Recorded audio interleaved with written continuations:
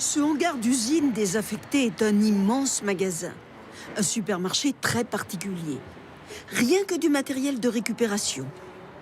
Ici, un arrivage de profilés en aluminium et du plancher.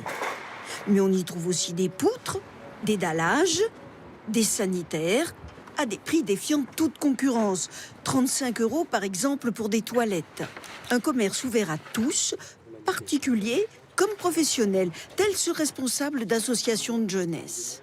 Là, on cherche du matériel électrique qui coûte excessivement cher.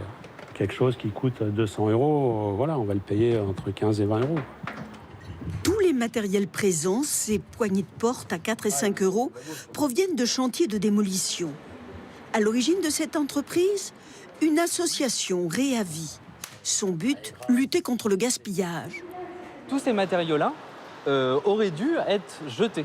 Par une dépose méthodique dans un bâtiment, on arrive à valoriser entre 60 et 80% des matériaux. Chaque objet est nettoyé dans cet atelier. Et surtout testé, Tu mets l'arrivée d'eau. notamment les équipements sanitaires. Un premier coup d'œil pour déceler des fêlures, des fuites par exemple.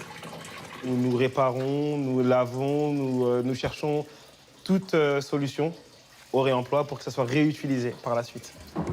Tout est soigneusement désinfecté.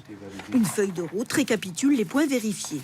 Il est comme neuf. Et un QR code assure la traçabilité des objets remis en vente et garantit 3 mois.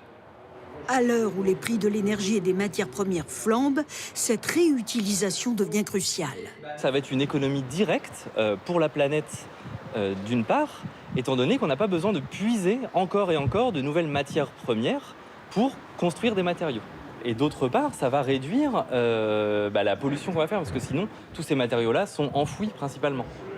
Sans compter que réduire la fabrication de matériel neuf, c'est aussi économiser de l'énergie. Des arguments auxquels ces jeunes designers et architectes d'intérieur sont sensibles. Ils sont en train de s'installer à proximité. C'est combien le panneau? C'est 3 € au mètre carré. C'est peut-être 3 fois moins cher.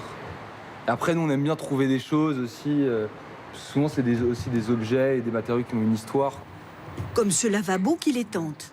Ça, typiquement, c'est le genre de pièce que tu trouves pas ailleurs, quoi. Le prix ne prend en compte que les coûts de démontage, transport, révision, stockage. De retour dans leurs locaux, les designers installent leur équipement et nous font découvrir leur atelier.